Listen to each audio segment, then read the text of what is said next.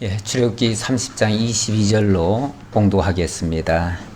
여호와께서 모세에게 또 말씀하여 이르시되 너는 상등 향품을 가지되 액체 모략 500세겔과 그 반수의 향기로운 육개 250세겔과 향기로운 창포 250세겔과 계피 500세겔을 성소의 세겔로 하고 감람기름 한 흰을 가지고 그것으로 거룩한 관유를 만들되 향을 제조하는 법대로 향기름을 만들지니 그것은 거룩한 관유가 될지라.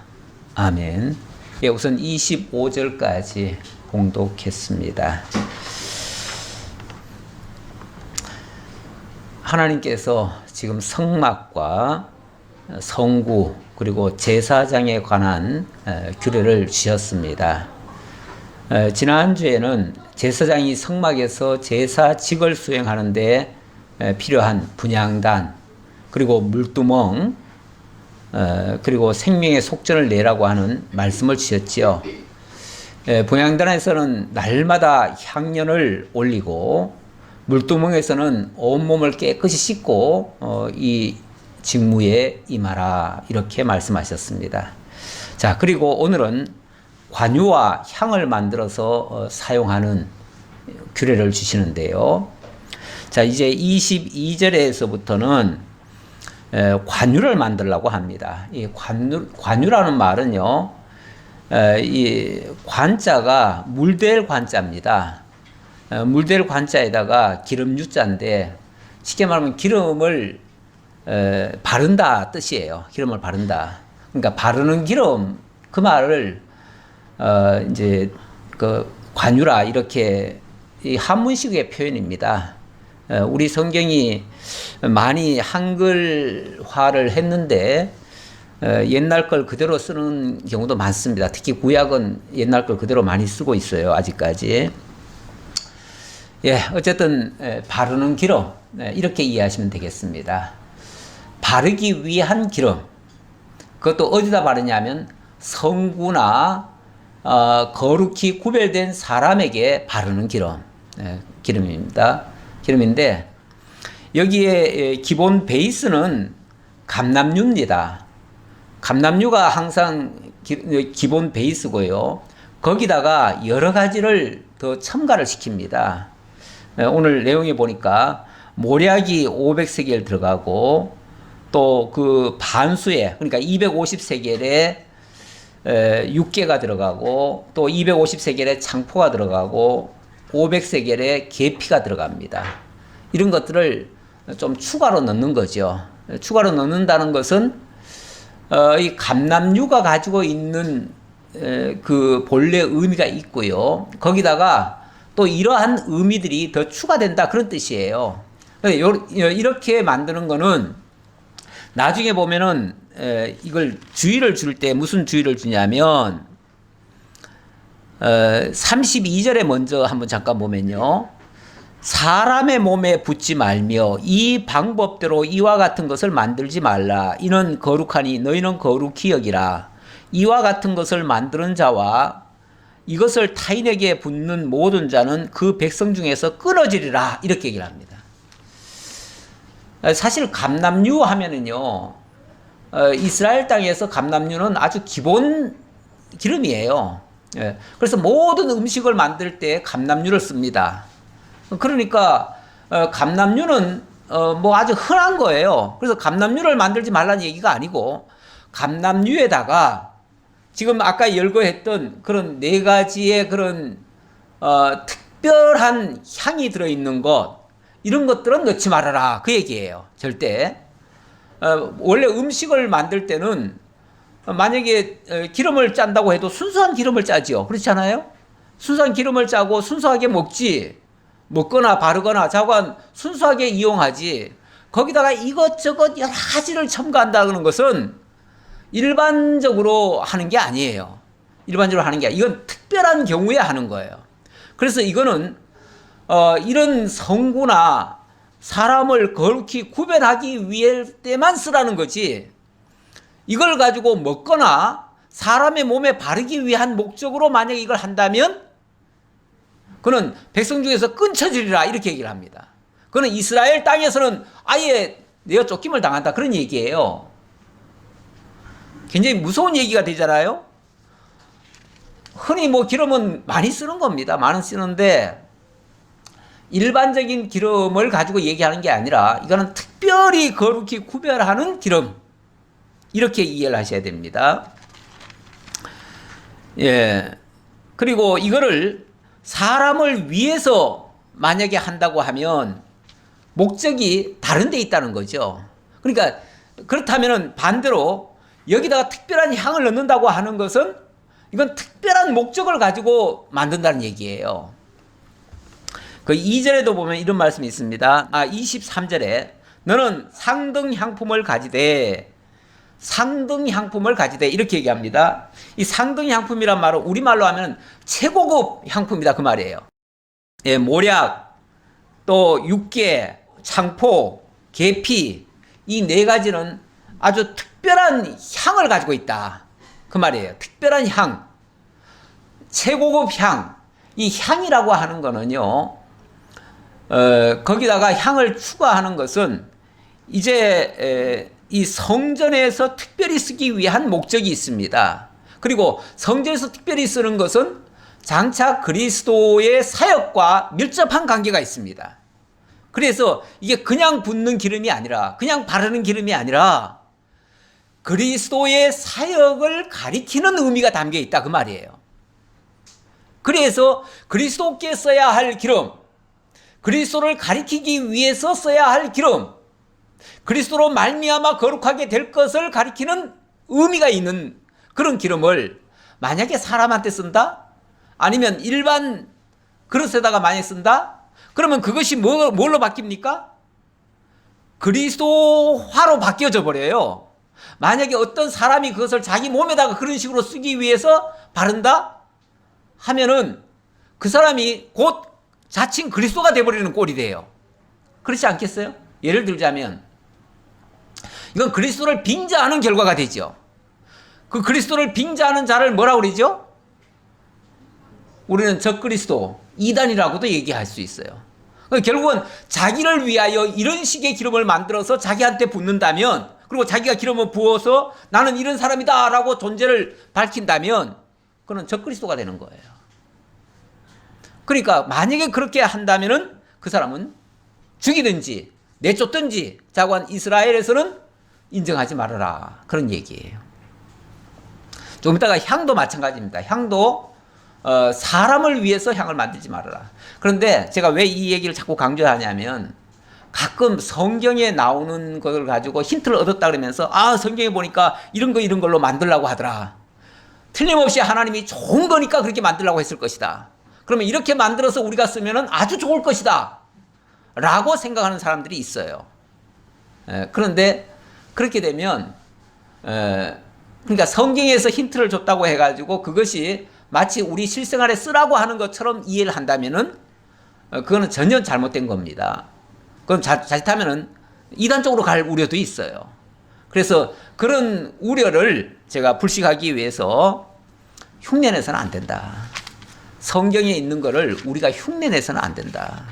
성경은 기본적으로 그리스도를 가리키기 위해서 모든 일을 했고 뭘 하나 하더라도 그리스도의 사역과 밀접한 관계가 있어서 그렇게 한 것이다.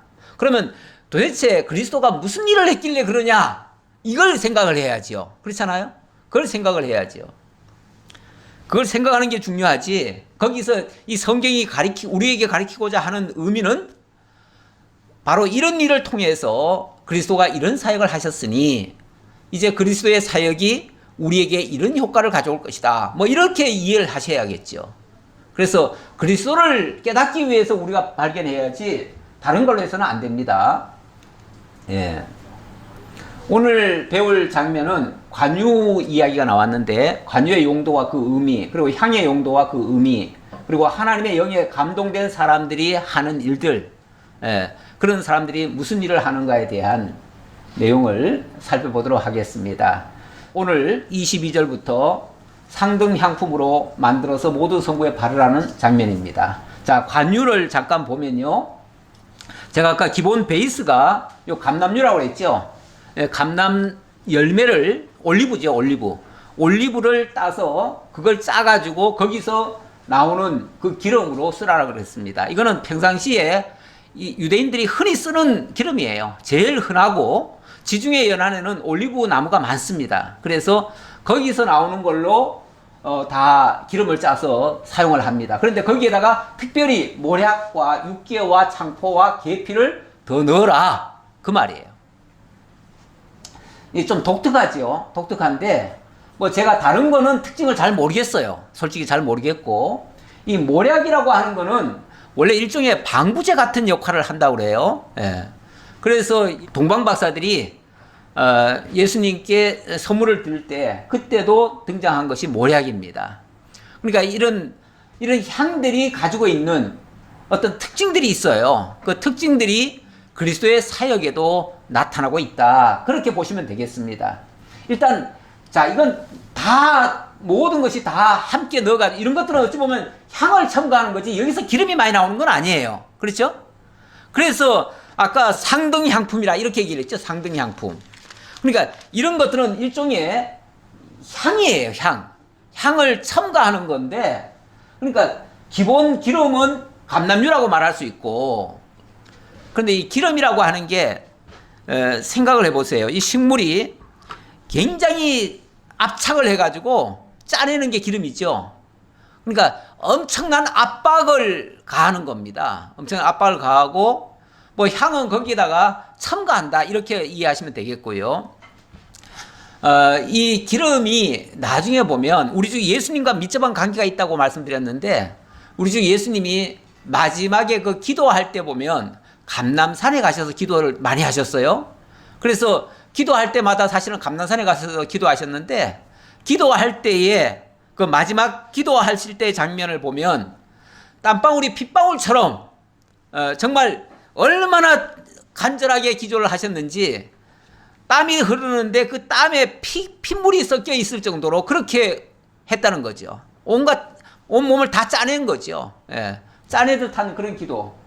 뭐 우리식의 표현이라면 애간장이 다 녹는 기도죠. 그런 기도를 하셨는데 그 기도가 자기 자신을 구해달라고 하는 기도가 아니었고 우리를 위한 기도였어요.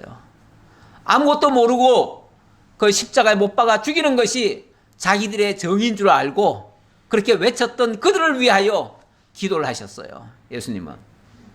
그리고 그 가운데서 그런 환난과 핍박 속에서도 하나님의 택하신 백성들, 하나님의 택하신 그 제자들, 하나님이 내게 주신 자 중에 한 사람도 그들이 떨어지지 아니하도록 그들을 붙잡아 달라고 기도하는 내용, 뭐 그런 내용이에요. 그러니까 예수님의 기도는 철저하게 우리를 위한 대속의 기도다.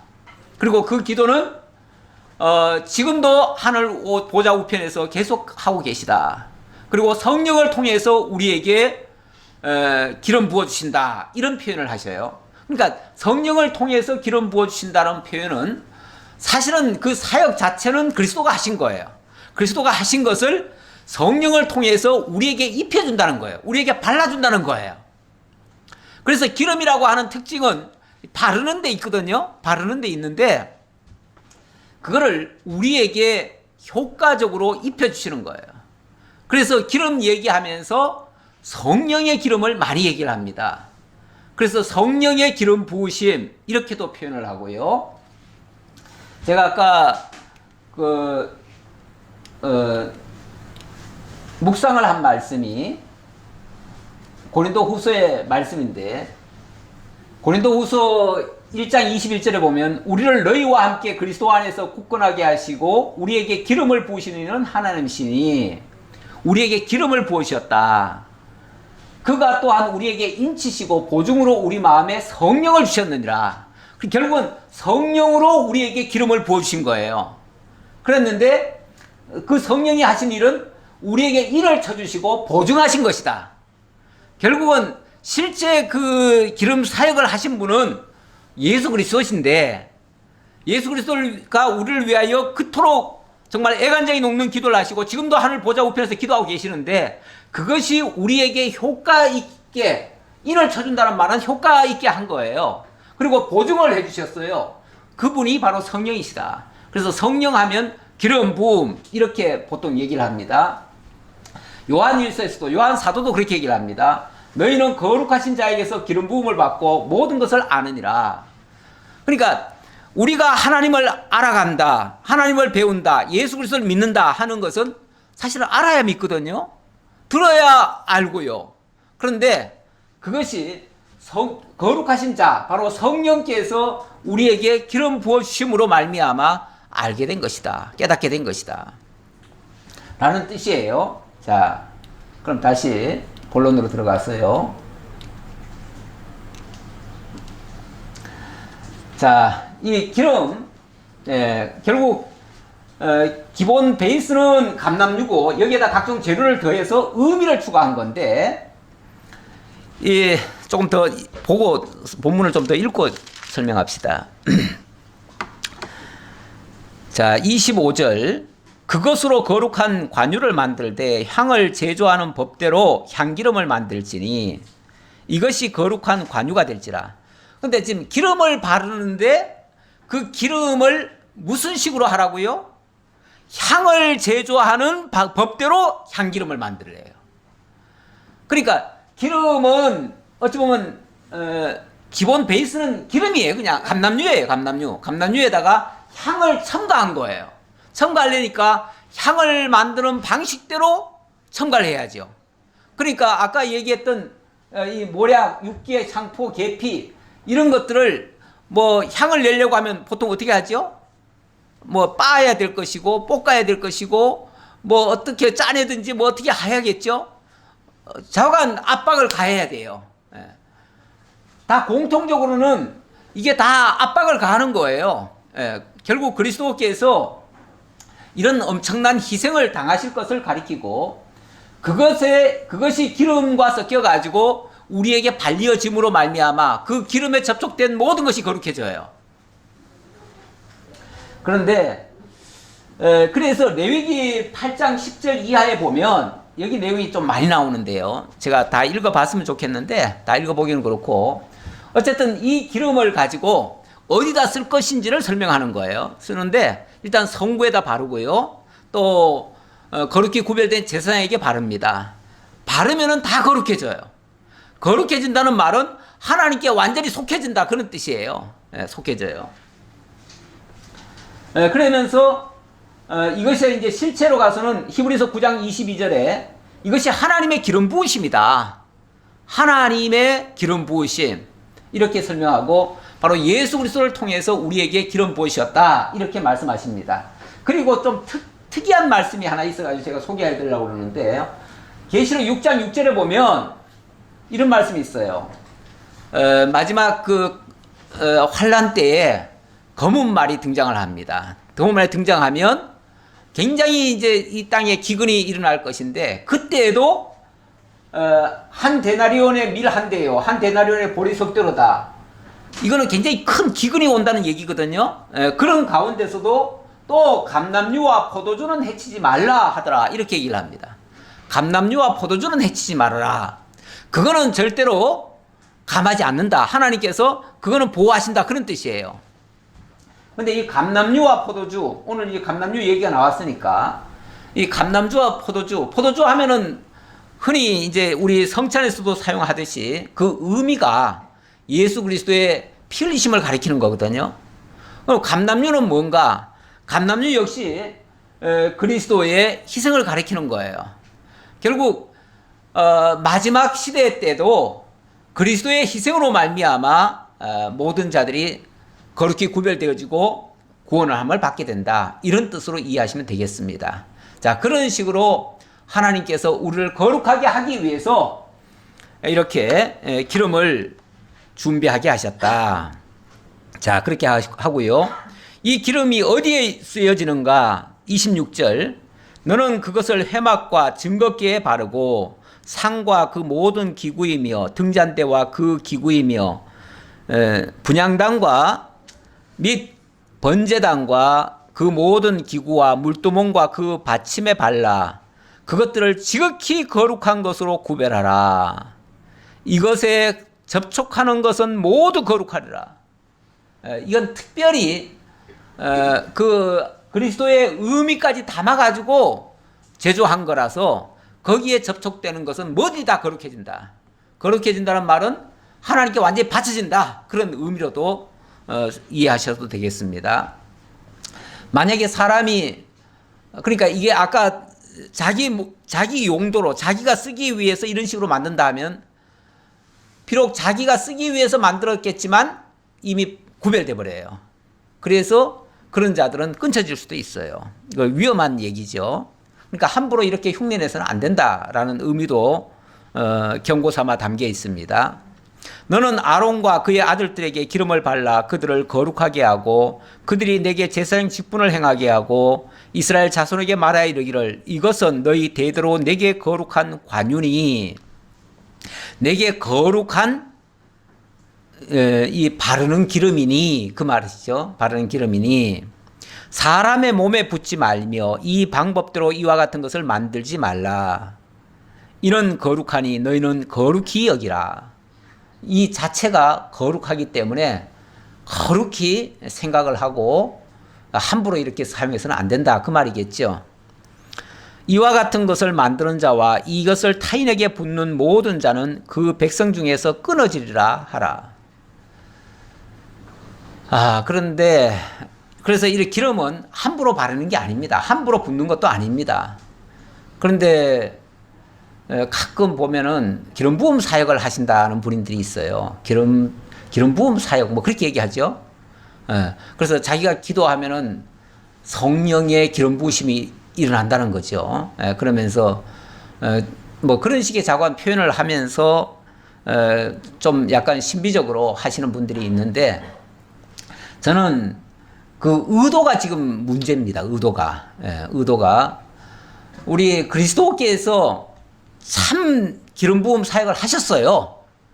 그러니까 그리스도께서 우리를 위하여 십자가에 희생 당하시고 정말 죽으시는 그런 역사를 하셨어요. 그래서 우리에게 그 향을 전달하셨어요. 그것을 효과 있게 하려고 성령이 우리에게 기름 부어 주셨어요.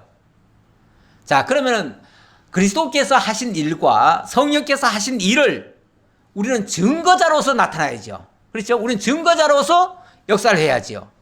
그 이상을 하면 안 되죠. 우리가 기름 부으면 안 되죠. 우리가 기름 바르면 안 되죠. 쉽게 말하면 우리가 그리스도 역할을 해서는 안 된다 그 말이에요. 그리스도를 사칭하면 안 된다 그 말이에요. 그리스도를 사칭하면 안 된다. 성령을 사칭해서는 안 된다. 그러니까 성령이 하시는 일, 그리스도께서 하시는 일, 그걸 우리는 증거자로서 소개를 해야지. 그걸 우리가 사칭을 해서는 이거는 정말 오히려 이상한 그리스도를 만드는 꼴이 돼버려요. 이상한 그리스도를 만들어요. 이상한 그리스도를 만든다는 말은 다른 말로 하면 이단된다 그 소리예요. 이단된다. 그래서 자꾸 그쪽으로 가다 보면 이단과 만나지 않을까 이런 위험성을 저는 좀 소개를 드립니다. 왜냐하면 하나님께서 이거 일반인들에게 하지 말래잖아요. 사람이 자기 쓰기 위해서 하지 말래잖아요. 일반 성도들한테 그렇게 하면 안 되죠. 예. 자, 그래서 말씀드렸고요. 그 다음 34절부터 이번에는 향을 얘기합니다. 향을 얘기하는데 향은 소합과 나감과 풍자향을 유향에 섞어서 만들라 하십니다. 여기에 또 기본 베이스는 유향입니다. 유향이죠. 유향이 기본 베이스예요. 이 유향에다가 그 다음에 소합향을 첨가하고 나감향도 첨가하고 풍자향도 첨가하라는 거예요. 그러니까 이것도 뭐 첨가한다고 하는 의미는 결국 그리스도께서 특별한 사역을 하시기 때문에 그 특별한 사역을 거기다가 첨부해 가지고 그 의미를 깨달아라. 그런 뜻이에요. 그래서 그 향을 넣는 거지. 그렇지 않으면 뭐하러 향을 낳겠어요. 그렇잖아요. 아니, 향이 한 가지면 됐지. 뭐 그렇게 복잡한 향이 필요하겠어요.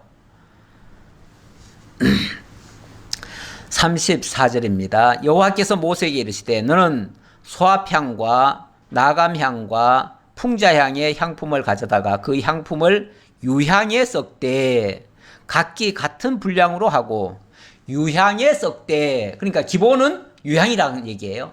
유향에다가 다른 것들은 다 섞는 거예요. 섞어서 향을 추가를 하는 거예요.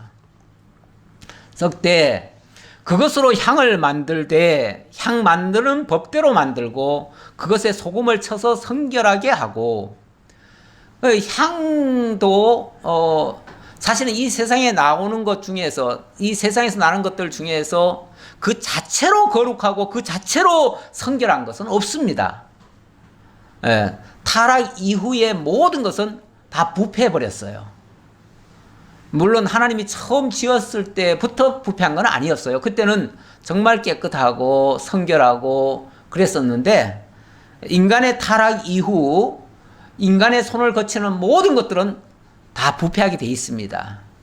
그래서 다 부패할 수밖에 없는데 그 부패한 것을다가 소금을 넣으려네요. 소금이라고 하는 의미가 어떤 의미죠? 소금이 부패를 방지해주는 역할을 하기도 합니다. 그러니까 그런 의미를 이제 이해를 하셔야 돼요. 그 소금 자체에다가 의미를 두지 마시고, 가끔 하나님께서 소금을 두고 언약하신다. 그래서 소금 언약이라는 표현도 있습니다. 그래서 이 소금 같은 것은 변질하지 않는 것을 가리키는 의미가 담겨 있어요. 그래서 하나님께서 모든 부패할 것에 소금을 넣음으로 부패하지 않게 만드시는 거죠. 소금을 쳐서 성결하게 하고, 그러니까 부패하지 않으면 성결해질 거 아니에요. 그렇게 의미로 이해를 하셔야 됩니다. 그 향 얼마를 곱게 찌어 내가 너와 만날 해막 안 증거궤 앞에 두라. 이 향은 너희에게 지극히 거룩하니라. 지난주에 그 분향단 얘기했잖아요. 그러니까 여기 지성소 앞에, 증거궤 앞에 두라는 말은 증거궤 앞에 휘장이 있잖아요. 휘장 앞에 분향단이 있거든요. 그 분향단에다가 그걸 두어서 거기서 그 향을 피워라. 그 말이죠. 그러니까 이해를 잘 하셔야 됩니다. 그냥 뭐 증거궤 앞에 두라 그러니까 증거궤까지 갖다 놓으라는 얘기로 받으시면 안 돼요. 증거궤 안에는 들어갈 수도 없어요. 증거궤 앞이 바로 분향단이 있고 그 분향단에다가 놓으라 그 말이에요. 네가 여호와를 위하여 만들 향은 거룩한 것이니 너희를 위하여는 그 방법대로 만들지 말라. 여기도 마찬가지예요. 이런 향이 아마 향 연구하시는 분들은 이 성경 가지고 연구했을 거예요. 아, 성경에 이런 향이 있는 거 보니까 이건 최상급의 향일 거다. 이렇게 만들면 아주 아주 좋은 특등 상품이 나올 거다라고 생각해서 혹시 이렇게 만들지 모르겠어요. 거기다 소금도 뿌리고 뭐 할지 모르겠어요. 그렇게 하면 과연 특등 상품 나올까요? 네. 그거는 하나님께 향한, 그러니까 하나님의 사역을 지금 설명하기 위해서 그렇게 하라는 거였지, 우리에게 그게 최고의 향이 될 거니까 그렇게 하라는 얘기가 아니에요. 그런데도 가끔 이런 흉내를 내시는 분들이 있어요. 성경 가지고 연구하고 그거를 상품에다가 상품 개발에다가 쓰시는 분들도 가끔 있어요. 있는데 그거는 올바른 생각은 아닌 것 같아요. 올바른 생각은 아니고, 오히려 이런 식으로 해가지고 만약에 이걸 가지고 이거는 하나님이 우리에게 정말 하나님이 받으시는 향이다 그러면서 만약에 누가 광고하거나 선전하거나 또는 우리에게 강요한다면 그 사람이 이상한 사람입니다. 그 사람 이단일 확률이 높아요. 가끔 이단들이 뭐 이상한 향을 만든다든지 이상한 물을 만든다든지 이상한 뭘 만들어 가지고요, 이거는 하나님이 우리에게 감동으로 이거 주신 거다 해가지고 그것만 먹으면, 그것만 바르면, 그것만 맡으면 그냥 모든 것이 다 해결되는 것처럼 그렇게 가르치신 분들도 있어요. 그래서 그런 것들을 가지고 그 장사도 하고 그러는데, 그건 완전히 사기치거나 아니면은 나는 이단이요 하는 소리나 똑같은 소리가 돼버려요. 절대 그렇게 하지 말라는 겁니다. 하나님께서는. 그러면 여기 지금 향을 얘기했는데 도대체 이런 향이 무슨 의미가 있는가? 일단 향이라고 하는 것은 제일 향이 강한 게 아마 유향인 것 같아요. 그래서 유향이 기본 베이스가 되고, 거기다가 소합향이라고 하는 것은 이거는 좀 참고적으로 아셔야 됩니다. 인도산 산양나무의 송진입니다. 송진. 이게 뜨거운 그 태양 아래에서 송진이 흘러나와가지고 굳은 건데, 그걸 따다가 여기 넣으라는 겁니다. 그리고 나감향은 이거는 조개인데 향기라는 조개랍니다. 지중해 연안에서 나는 향기라는 조개인데 그걸 가루를 냅니다. 그냥 쓰는 게 아니라 그걸 가루를 내서 쓰는 겁니다. 그 다음에 풍자향은 인도산 고무나무의 진액인데 이거는 일종의 치료제로 사용이 된다고 해요. 그래서 곧 개별적으로는 이런 용도가 되겠지요. 이런 용도가 되는데 이것들을 가져다가 그거를 뭐 또 빻거나 또 어떤 그 향을 만드는 방식대로라고 했으니까 뭐 어떻게 정확히 만드는지 모르겠어요. 그러나 어떤 특별한 그 제조 과정을 거쳐서 어쨌든 그 향을 추출해 가지고 유향에다가 집어넣는 거예요. 집어넣으면 아주 뭐 이상야릇한 향이 되겠지. 어쨌든 이상야릇한 향인데 그게 어떤 향이냐가 중요한 건 아니에요. 다만 그 향들이 만들어지는 과정에 어떤 의미가 있느냐 그 말이죠. 근데 우리 주 예수 그리스도께서 우리를 대신해서 십자가에 못 박혀 죽으실 때에 그 뜨거운 태양 아래에서 십자가에 매달려 가지고 정말 가장 뜨거운 시간에 햇빛에 내리쬐지요.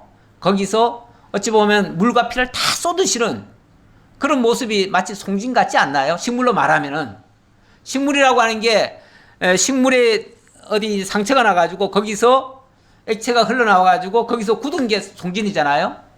일종의 그런 거죠. 그런 식의 의미가 그 속에 담겨져 있다 그 말이에요. 그렇게 되어지면 그 그리스도의 희생이, 그 그리스도의 그런 고통이, 그 고통이 어찌 보면 우리에게는 향기예요. 그게 냄새로도 표현할 수도 있고 향기로도 표현되는데, 아까 제가 묵상한 말씀은 우리가 각처에서 풍기는 냄새다, 그리스도의 향기다, 이런 표현을 했어요. 어찌 보면 냄새라고 하는 거는 조금 좀 부정적인 표현이고 향기라고 하면은 굉장히 긍정적인 표현이죠. 아주 좋은 이미지가 나오지요. 근데 어쨌든 그런 향이 들어가고 그런 희생이 거쳐서 결국 십자가의 희생을 얘기하는 거예요. 십자가의 희생을 거쳐서 마침내 택하신 백성들이 구원을 얻게 되는, 이게 아까 치료제로 쓰인다고 했는데 그렇게 이걸 통해서 당신의 택한 백성들이 구원함을 얻게 된다라는 그 의미가 향 속에 들어있다 그 말이에요. 자, 그러면서 이 향이 이제 우리에게 전달되면, 이게 이제 냄새로 풍겨지면 그 향이 전달되는 곳마다 구원의 역사가 일어난다. 이제 그런 의미로 이해하시면 되겠습니다. 자, 그러면서 네가 가면서 제가 이 유향 얘기하면서 제가 이제 그 동방바사들 그 향품 그걸 좀 얘기했는데 아까는 또 모략이 나왔고요. 모략과 유향이 나왔습니다. 그런데 그 예수님이 탄생했을 때 동방박사들이 와가지고 예물을 드립니다. 예물 드리는데 뭘 드렸죠? 세 가지를 드렸죠. 세 가지를 드렸는데 황금과 유향과 모략을 드렸습니다. 그런데 그 황금이라고 하는 거는 뭐 늘 그 왕을 상징할 때 황금을 얘기하죠. 그리고 유향이라고 하는 거는 향 그러면은 원래 그 향이 번제단에서 이렇게 드려지잖아요. 드려질 때 거기서 향기가 올라오면 그 향이 하나님께 전달이 되어집니다. 그거를 향연이 성도들의 기도다 이렇게 표현을 했어요. 그러니까 이 기도라고 하는 것은 하나님께 아뢰는 것이고 하나님의 뜻을 백성들에게 알려주는 역할이 바로 선지자의 역할이에요. 그래서 유향은 바로 선지자에게 합당한 예물, 황금은 왕에게 합당한 예물, 그리고 모략이라고 하는 것은 이건 제사장에게 합당한 예물입니다. 이 모략은 원래 방부제예요. 방부제이기 때문에 제사장에게 합당한 예물이에요. 그래서 이걸 종합하면 예수는 참 선지자요, 참 제사장이요, 참 왕이시다.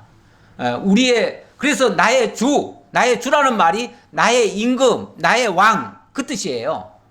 그래서 그리스도는 나의 주시고, 나의 선지자이시고, 나의 제사장이시다. 나를 하나님께로 인도하시는 분이시다. 이런 의미가 담겨져 있는데, 이것들이 향으로 만들어져서 이게 이제 하나님께 드려진다 그 말이에요. 따라서 이런 것들은 절대로 인간을 위해서 해서는 안 된다 그 말이에요. 37절 네가 여호와를 위하여 만들 향은 거룩한 것이니 너희를 위하여는 그 방법대로 만들지 말라. 냄새를 맡으려고 이 같은 것을 만드는 모든 자는 그 백성 중에서 끊어지리라. 향 자체가 다 그렇다는 얘기는 아니에요. 그런데 이 유향에다가 이런 향을 넣어가지고 하는 향, 사실은 유향을 일반 향품으로 쓰나요? 일반 향품으로 안 쓰죠? 난 유향이 정확히 뭔지는 모르겠어요. 그러나 이거는 아마 일반 향품으로 쓰는 향은 아닐 거예요. 일반 향품, 그러니까 사람을 위해서 이렇게 쓰지는 말라 그 말이죠. 이거는 철저하게 그리스도의 사역을 가리키는 의미가 담겨 있다 그런 뜻이고요. 자, 이제 31장으로 넘어갑시다. 31장에 들어가면 지금까지 말씀하신 여러 가지 복잡하고 어려운 그런 그 성막 규례들, 제사장 규례들, 이런 것들을 이제 완성을 해 가시는 장면인데요. 어떻게 완성하는가? 31장 1절로 11절에 보니까 하나님께서 성령으로 감동시켜서 이 모든 식양을 완성하게 만드십니다. 여호와께서 모세에게 말씀하여 이르시되 내가 유다 지파 훌의 손자요. 자, 일단 잠깐 설명을 조금 드리고 넘어가죠. 31장으로 넘어와서 1절로 11절에서는 하나님의 영에 감동된 사람이 모든 식양을 완수하는 장면이고요. 12절로부터 17절에서는 안식일 규례를 주셔가지고 이것이 영원한 언약이다 하면서 이걸 지키는 것이 대대의 표징이라고 그렇게 말씀하시는 장면입니다. 그리고 여호와께서 모세에게 친히 돌에 쓰신 두 증거판을 주시는 장면입니다.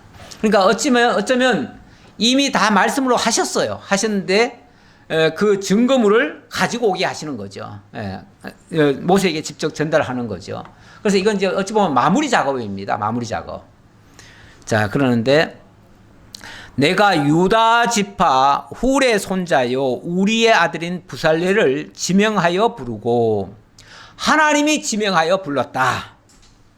하나님이 당신의 이 엄청난 임무를 수행할 자로 당신이 지명하여 불렀다. 이렇게 얘기를 합니다. 하나님은 당신의 일을 당신이 지명한 사람으로 하여금 하게 하십니다. 하게 하시는데 어떻게 지명하여 부르는가?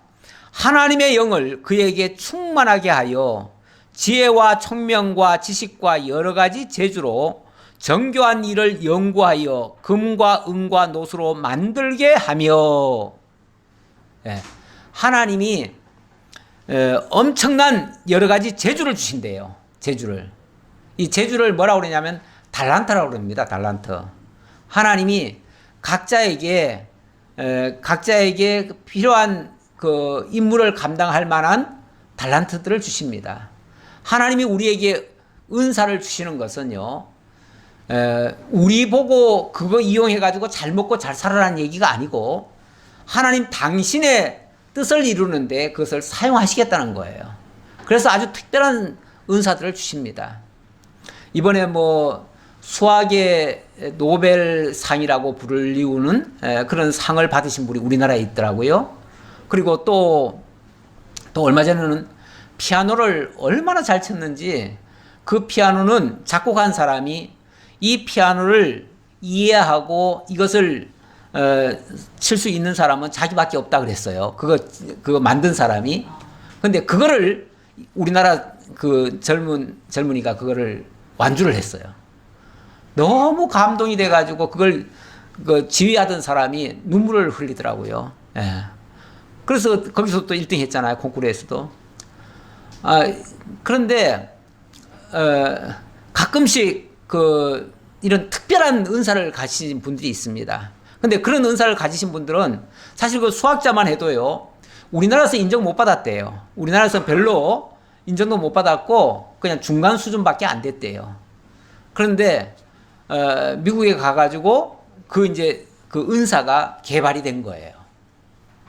우리는 은사를 가지고도 썩히는 예가 더 많습니다. 실제로 하나님께서는요, 자세히 살펴보면은 은사 안 받은 사람이 하나도 없습니다. 다 은사를 받았어요. 근데 그 은사가 다 저마다 달라요. 그래가지고 어떤 분야의 은사를 받은 사람은요, 우리는 상상 못할 것을 다 합니다. 그냥 한번 보면 다 외워져요. 한번 들으면 잊혀지질 않아요. 그러니까 그 엄청난 몇 시간 동안 하는 걸 갖다가 다 외워서 다 하잖아요. 우리는 악보 보고도 안 되는 일을 그 사람들은 다 하잖아요. 그냥 기가 막히잖아요. 수학도 도저히 우리는 읽지도 못할 걸 갖다가 다 풀어내잖아요. 아무도 의문도 갖지 못하는 것을 의문을 가지고 거기에 대한 답을 다 달아내잖아요. 어느 분야든지 은사를 주십니다.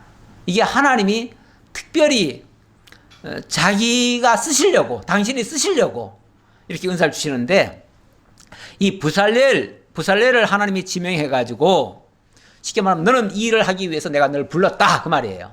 불렀으니, 그래서 하나님의 영을 그에게 충만하게 하십니다. 충만하다는 말은 완전히 지배한다는 얘기예요. 그러니까 자기 스스로가 뭘 하는 게 아니라 성령이 그를 지배함으로써 그가 모든 일을 이제 하게 되는 겁니다. 그래서 거기에서 지혜와 총명과 지식과 여러 가지 재주, 이런 것들이 다 나타나게 되어집니다. 그래서 정교한 일을 합니다. 사실 하나님이 주신 그 모든 식양들이요, 너무 정교해요. 그래서 일반인들은 할 수가 없어요.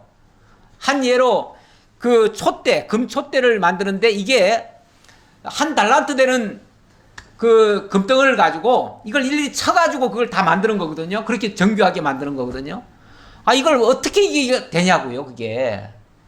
요즘처럼 무슨 주물로 해가지고 녹여가지고 이렇게 한다면 모르겠지만 그렇게 정교한 걸 쳐서 그렇게 만들기 어렵거든요.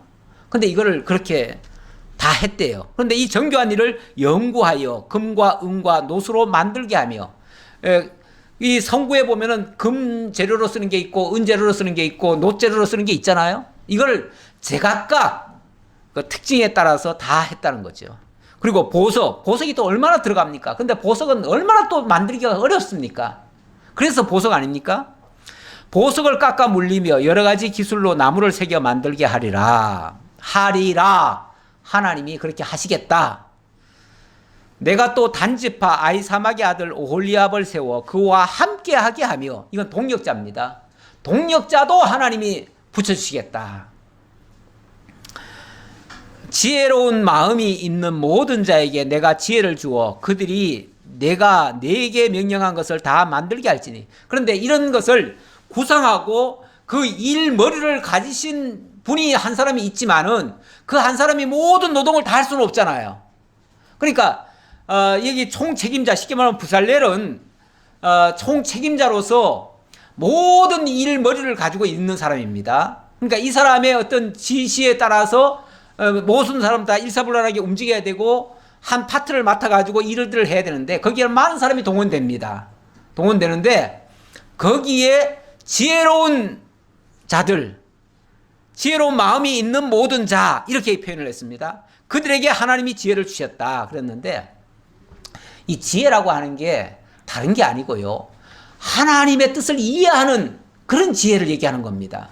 그러니까 하나님의 지금 모든 설계가 지금 하나님의 구도 아닙니까? 하나님의 계획이죠.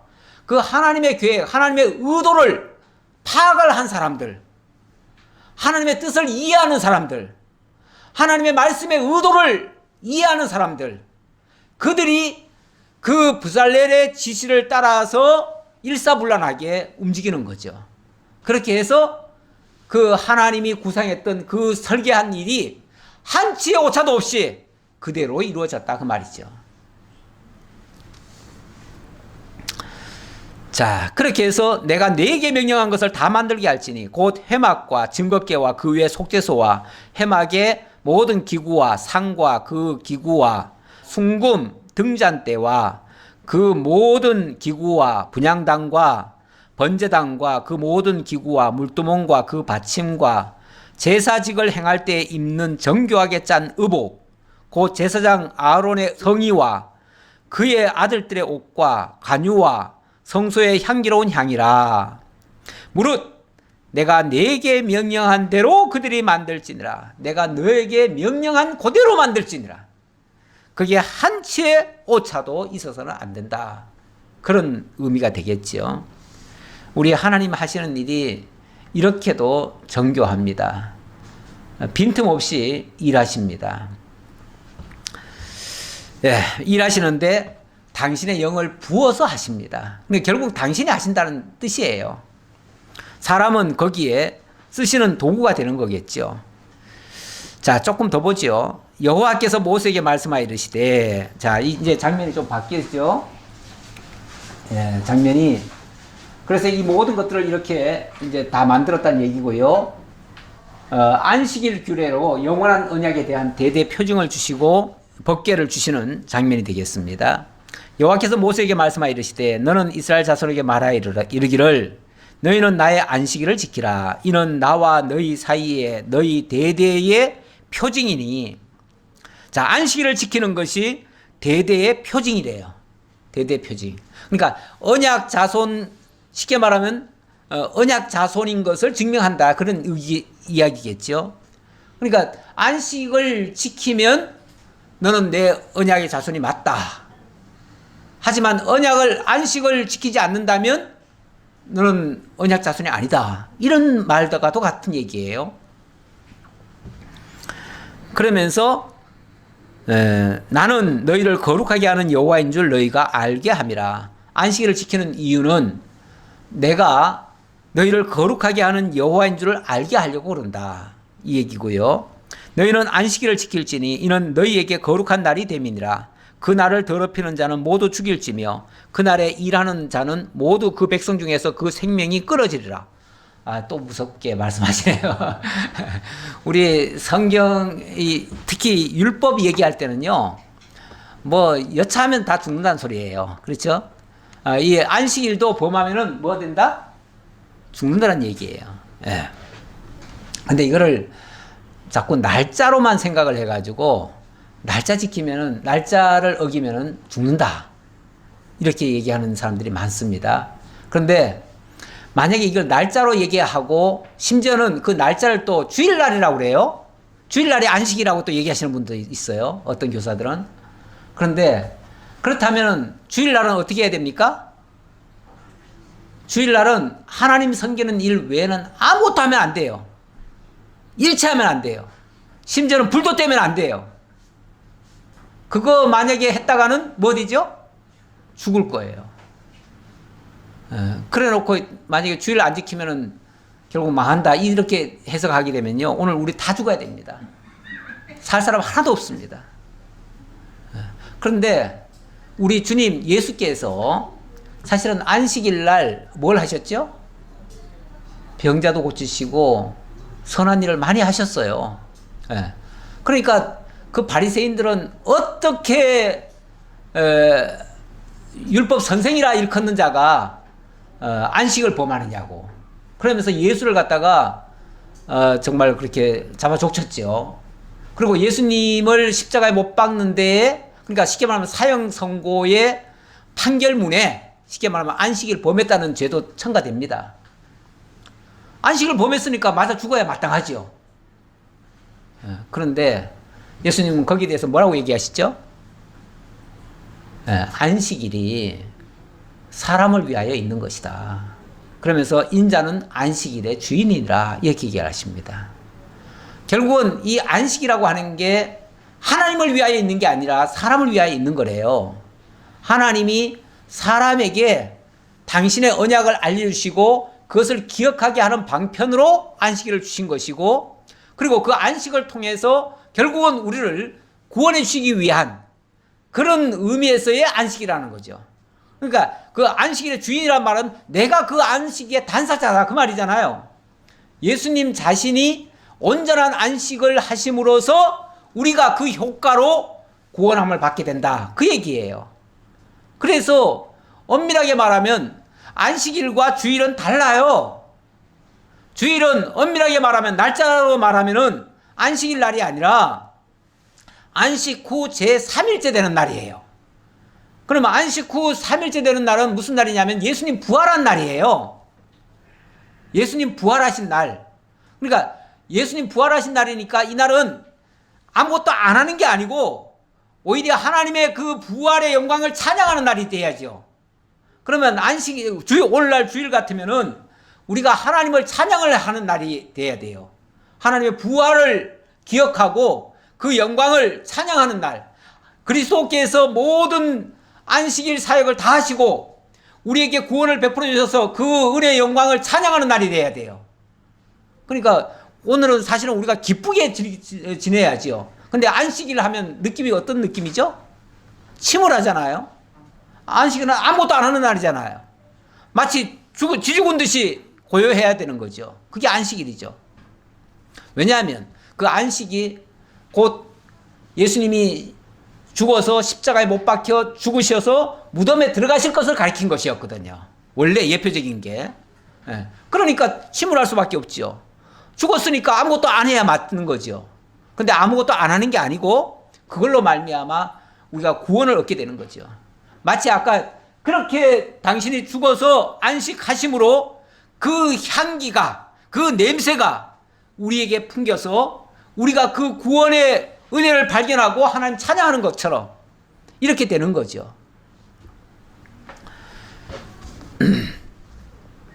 엿새 동안은 일할 것이나 일곱째 날은 큰 안식일이니 여호와께 거룩한 것이라. 안식일에 일하는 자는 누구든지 반드시 죽일지니라. 보세요. 안식일에 일하는 자는 누구든지 반드시 죽이래요. 저도 예배 끝나고 나면 뭐 좀 할 일이 있는데 이거 하고 죽을는지도 몰라요. 만약에 율법대로라면. 그런데 그런 뜻이 아니니까 괜찮지요.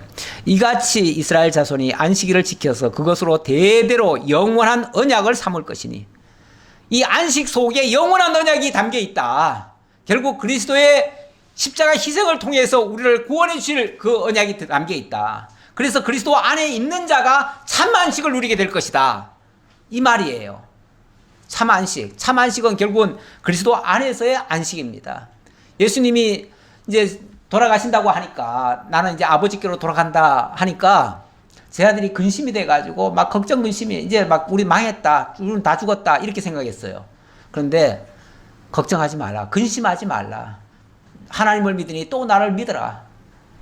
내가 너희를 망하게 내버려 두는 것이 아니고 너희를 영원히 구원하고 너희를 정말 영원한 안식에 들어가게 할 것이다. 그러니 두려워하지 말고, 그러면서 영원한 안식을 주시겠다고 말씀하셨는데, 오늘날은요 우리가 그리스도 예수 안에 있는 자체가 안식입니다.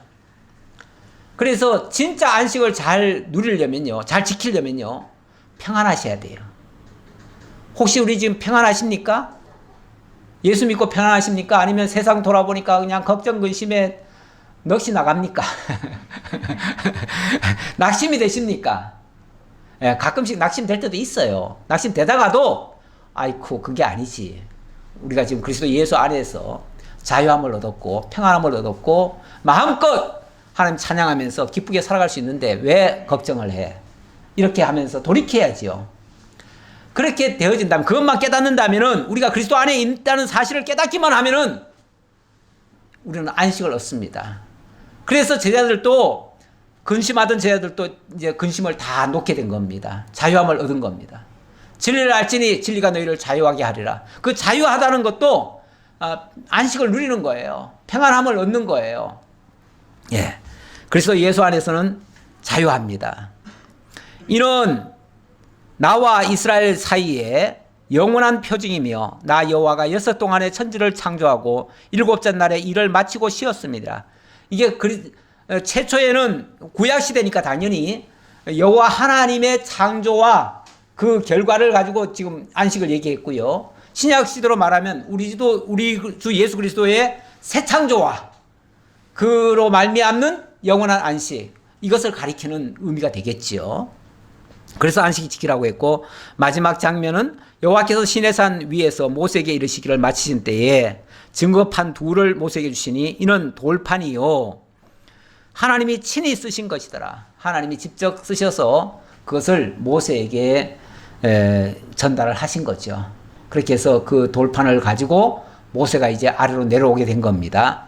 그러니까 지금까지는 돌판을 가져와서 기록을 한 게 아니고 거기서 아마 말씀을 받아가지고 그 말씀을 기록하고 그리고 이제 했던 것 같아요. 근데 뭐 정확한 그 과정은 모르겠습니다.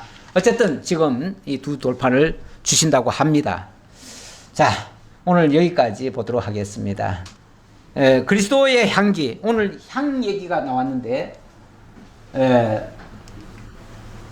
제가 이제 서두에 먼저 말씀드렸네요. 그렇죠? 항상 우리를 그리스도 안에서 이기게 하시고 우리로 말미암아 각처에서 그리스도를 아는 냄새를 나타내시는 하나님께 감사하노라. 그리스도께서 우리에게 향기를 주셨고 그 향을 알게 하시고 우리도 향기를 내게 하셨다, 그 말이죠.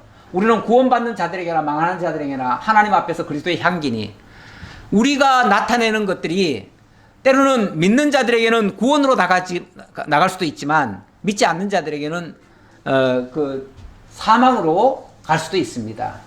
이 사람에게는 사망으로부터 사망에 이르는 냄새요, 저 사람에게는 생명으로부터 생명에 이르는 냄새라. 누가 이 일을 감당하리요?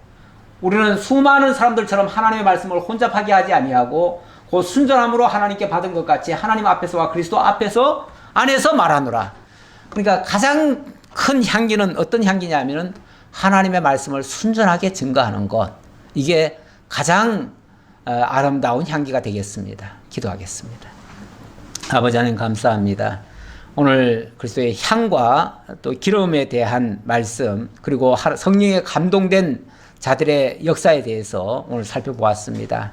우리 하나님 하시는 일이 너무나 정교하고 확실하고 분명합니다. 그리고 그 일의 결과는 너무나 아름답습니다.